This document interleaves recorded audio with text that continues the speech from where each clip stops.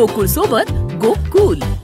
कोल्हापूर जलजीवन mission कार्यक्रम अंतर्गत गांधीनगर प्रादेशिक नळ पाणी पुरवठा योजना या योजनेची आढावा बैठक महाराष्ट्र जीवन प्राधिकरण विभागाच्या कार्यालयात आमदार सतेज पाटील यांच्या उपस्थितीत संपन्न झाली। यावेळी माजी आमदार ऋतुराज पाटील उपस्थित होते। माजी आमदार ऋतुराज पाटील आणि आमदार सतेज पाटील यांच्या प्रयत्नातून आलेल्या 343 कोटी 68 लाख निधीचा गांधीनगर प्रादेशिक नळ पाणी पुरवठा योजनेमुळे 13 गावातील लोकांच्या पाणी पुरवठ्याचा प्रश्न सुटणार आहे। मात्र प्रशासनाच्या उदासीनतेमुळे 27 महिन्याची मुदत असतानाही अद्यापही या योजनेचे काम पूर्ण झालेले नाही। आजच्या बैठकीत याबाबत प्रशासनाला आमदार सतेज पाटील यांनी जाब विचारला।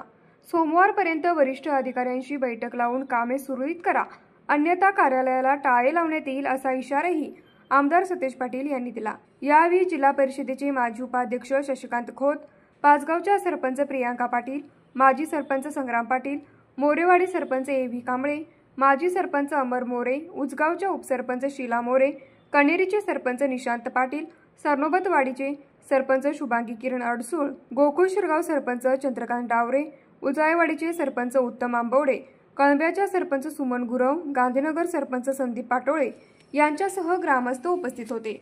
न्यूज मराठी 24 कोल्हापूर।